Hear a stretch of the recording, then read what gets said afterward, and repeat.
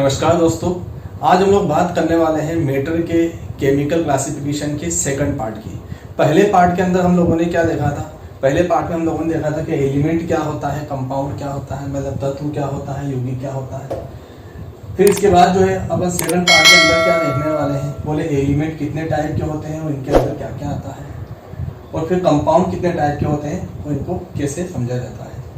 Element या तत्व अपन पुराने लेक्चर की यदि बात करें तो एलिमेंट हम लोगों ने किसे बोला था कि जितने भी होमो एटॉमिक मॉलिक्यूल होते हैं, जितने भी होमो एटॉमिक मॉलिक्यूल मतलब समपरमाणविक अणु होते हैं उनको तत्व बोला गया था। और जितने भी हेट्रो एटॉमिक मॉलिक्यूल मतलब विषम परमाणविक अणु जो होते हैं उनको क्या बोला गया था? कंपाउंड बोला गया था। ये अपन पहले पुराने लेक्चर में देख चुके हैं। अब बात करते हैं कि एलिमेंट कितने टाइप के होते हैं। बोले 3 टाइप के होते हैं। एलिमेंट कितने प्रकार के हैं? बोले 3 प्रकार के होते हैं। अब 3 प्रकार के बोले कौन कौन से? बोले मेटल होता है, नॉन मेटल होता है और सेमी मेटल होता है। मेटल को अपन क्या बोलते हैं? बोले धातु बोलते हैं। नॉन मेटल को क्या बोलते हैं? बोले अधातु बोलते हैं। और सेमी मेटल मतलब क्या होता है? उपधातु, जिसे मेटलॉइड भी बोला जाता है। एक इनके लिए एक अलग चैप्टर अपन ने पढ़ेंगे आगे जाकर के। पीरियोडिक टेबल नाम से एक चैप्टर आएगा, आवर्त सारणी के नाम से। अभी अपन थोड़ा सा हल्का सा इनका इंट्रोडक्शन देख लेते हैं, बाकी इनके अंदर जो है पूरा डिटेल में अपन उसके अंदर देखेंगे पीरियोडिक टेबल के अंदर कि मेटल एक्चुअल में होती क्या है, कितनी मेटल होती है, कितनी नॉन मेटल होती है, कितनी सेमी मेटल होती है, कहाँ कहाँ पर ये पीरियोडिक टेबल में प्रेजेंट होती है। ये सब अपन डिटेल में पीरियोडिक टेबल के अंदर देखेंगे, अलग से चैप्टर अपने को दिया हुआ है। अभी केवल अपन एक छोटी सी डेफिनेशन की बात कर लेते हैं इसमें कि मेटल वो होता है कि ऐसा एलिमेंट जो क्या करता हो, जिसके एटम क्या करते हैं, इलेक्ट्रॉन को डोनेट करते हैं और अपने ऊपर पॉजिटिव चार्ज मतलब धनावेश लेते हैं। कि यदि कोई मेटल है तो वो क्या करेगा, इलेक्ट्रॉन को डोनेट करेगा और उसके ऊपर के कौन सा चार्ज आएगा? पॉजिटिव चार्ज आएगा। अब जितने इलेक्ट्रॉन डोनेट करेगा, जितने इलेक्ट्रॉन दान करेगा, उतने ही क्या है? पॉजिटिव चार्ज आएंगे। नॉन मेटल क्या होता है? जो इलेक्ट्रॉन को क्या करता है, एक्सेप्ट करता है, ग्रहण करता है, और कौन सा आवेश आता है? ऋण आवेश मतलब नेगेटिव चार्ज आता है। फिर बात करते हैं सेमी मेटल की। तो सेमी मेटल किसे बोला जाएगा कि सेमी मेटल ऐसा एलिमेंट होता है जिसके अंदर मेटल और नॉन मेटल दोनों के गुण मतलब दोनों की प्रॉपर्टीज पाई जाती है, उसे अपन क्या बोलते हैं? सेमी मेटल होते हैं। और ये सेमी मेटल कौन कौन से होते हैं? बहुत इंपॉर्टेंट क्वेश्चन है, ये सब अपन पीरियोडिक टेबल के अंदर देखेंगे।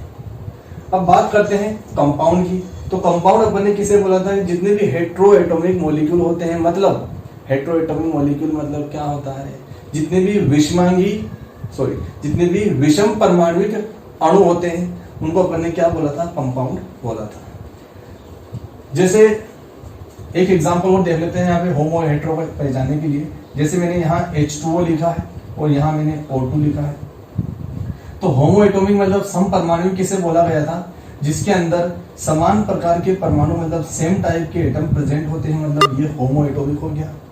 और जिसके अंदर अलग अलग प्रकार के परमाणु मतलब एटम होते हैं उनको क्या बोला जाएगा? हेट्रो एटॉमिक मतलब विषम परमाणविक अणु बोला जाएगा। और ये क्या हो गया? कंपाउंड हो गया। और ये क्या हो गया? तत्व मतलब एलिमेंट हो गया। अब ये जो कंपाउंड होते हैं ये 2 प्रकार के होते हैं। कंपाउंड कितने प्रकार के होते हैं? बोले 2 प्रकार के होते हैं। बोले एक ऑर्गेनिक होता है और एक इनऑर्गेनिक होता है। बोले ऑर्गेनिक किसे बोला जाएगा? ऑर्गेनिक की बात कर लेते हैं। ऑर्गेनिक क्या होता है कि ऐसे कंपाउंड जिनके अंदर कार्बन प्रेजेंट होता है। एक सिंपल सी डेफिनेशन अपन बोला अभी, तो जिनके अंदर कार्बन प्रेजेंट होता है उसे अपन क्या बोलते हैं? ऑर्गेनिक कंपाउंड बोलते हैं। या फिर दूसरी डेफिनेशन यदि अपन बोले कि हाइड्रोकार्बन और इसके डेरिवेटिव, इट्स डेरिवेटिव्स। हाइड्रोकार्बन और हाइड्रोकार्बन से बने हुए जितने भी यौगिक होंगे वो सब क्या होंगे? ऑर्गेनिक कंपाउंड मतलब कार्बनिक यौगिक होंगे। वो सब क्या होंगे? कार्बनिक यौगिक होंगे। हाइड्रोकार्बन किसे बोला गया है? कि जिसके अंदर, जैसे नाम से ही अपने को क्लियर हो रहा है, बोले हाइड्रोजन और कार्बन से जो मिलकर के बना होता है उसी को अपन क्या बोलते हैं? हाइड्रोकार्बन बोलते हैं। जैसे हम लोगों ने 9th या 10th क्लास में सुना होगा नाम, जैसे CH4 मीथेन होता है, तो इसके अंदर कार्बन भी है, हाइड्रोजन भी है। तो कहीं ना कहीं ये क्या है? कार्बनिक यौगिक है। मतलब हाइड्रोकार्बन तो ही सारे हाइड्रोकार्बन क्या है, कार्बनिक यौगिक मतलब ऑर्गेनिक कंपाउंड है। और हाइड्रोकार्बन किसे बोला है, जिसमें कार्बन और हाइड्रोजन दोनों ही पाए जाते हैं। तो ये क्या है, हाइड्रोकार्बन मतलब ये क्या हो गया, एक ऑर्गेनिक कंपाउंड भी हो गया। और इससे बना हुआ जो कंपाउंड होगा वो भी क्या होगा, ऑर्गेनिक कंपाउंड होगा। जैसे मान लो मैंने क्या किया कि इसकी रिएक्शन जो है, इसकी क्रिया मैंने क्लोरीन के साथ करा दी, तो यहाँ क्या बन गया, CCl4 बन गया। यहाँ क्या हुआ है, यहाँ जितने भी हाइड्रोजन है वो सारे हाइड्रोजन जो है इस क्लोरीन के द्वारा रिप्लेस हो गए, मतलब प्रतिस्थापित हो गए। तो उस केस में हाइड्रोजन हट करके क्या आ गया, क्लोरीन आ गया। तो ये किससे बना है, इससे बना है। तो ये भी ऑर्गेनिक है और ये भी क्या है, ऑर्गेनिक है। इनको अपन ने क्या बोला, ऑर्गेनिक कंपाउंड बोला है। अब ऐसा जरूरी नहीं है कि वे सारे कंपाउंड ऑर्गेनिक होंगे जिनके अंदर कार्बन होता है। पहले अपन इनऑर्गेनिक की बात कर लेते हैं। इनऑर्गेनिक ऐसे कंपाउंड होते हैं जिनके अंदर कार्बन नहीं होते, लेकिन कुछ कंपाउंड ऐसे हैं जिनके अंदर कार्बन होते हुए भी वो कैसे होते हैं, इनऑर्गेनिक होते हैं। मतलब उनके गुण कैसे होते हैं, इनऑर्गेनिक जैसे होते हैं। जैसे मैंने यहाँ पे कुछ ऐसे एक्सेप्शन लिखे हैं, बहुत इंपॉर्टेंट, ध्यान रखेंगे।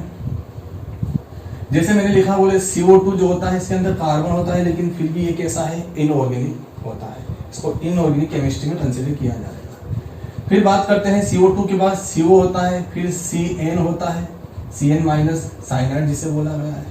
उसके बाद जो है CO3 2 माइनस को बोला जाएगा, उसके बाद HCO3 माइनस को बोला जाएगा, उसके बाद CNO माइनस को बोला जाएगा। ये जहां कहीं भी तुमको दिखाई दे उसको अपन क्या बोलेंगे, इनऑर्गेनिक बोलेंगे। उसको क्या बोलेंगे, इनऑर्गेनिक बोलेंगे। जैसे मान लो क्वेश्चन अपने को पूछा गया है कि क्वेश्चन ये पूछा गया है कि इसमें से ऑर्गेनिक कंपाउंड फाइंड आउट करो, मतलब बताइए। तो 4 ऑप्शन अपने को दिए गए हैं। 4 ऑप्शन में से अपने को पहचानना है कि कौन ऑर्गेनिक है और कौन इनऑर्गेनिक है। तो पहला ऑप्शन अपने को दिया गया है, बोले CaCO3।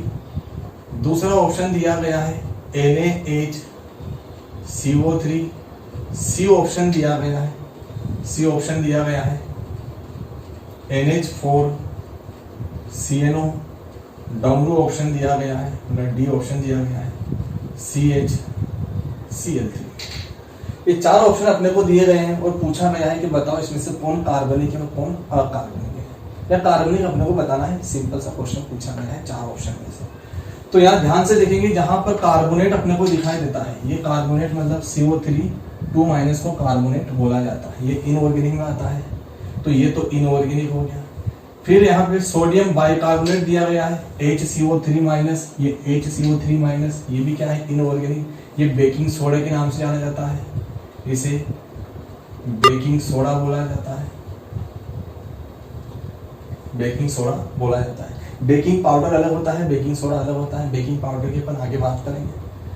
फिर बात करते हैं अमोनियम साइनेट की। तो ये साइनेट दिया हुआ है, तो यहाँ पर ये साइनेट मतलब ये किस में जाएगा, ये जाएगा इनऑर्गेनिक में, तो ये भी अपना इनऑर्गेनिक हो गया। ये देखो CHCl3, ये क्लोरोफॉर्म होता है, ये क्या होता है, क्लोरोफॉर्म होता है। तो ये किस में जाने वाला है, ऑर्गेनिक में, क्योंकि ये जो है ये कैसे बना होगा, ये बना होगा CH4 की क्रिया अपन ने Cl2 के साथ कराई होगी। तो 3 हाइड्रोजन यहाँ से बाहर निकल गए और 3 क्लोरीन लग गए, तो ये क्या बन गया, क्लोरोफॉर्म बन गया। तो ये जो बना है ये मीथेन से बना, और मीथेन क्या होता है, एक हाइड्रोकार्बन होता है। तो ये अपना आंसर हो जाएगा यहाँ पर ऑर्गेनिक कंपाउंड।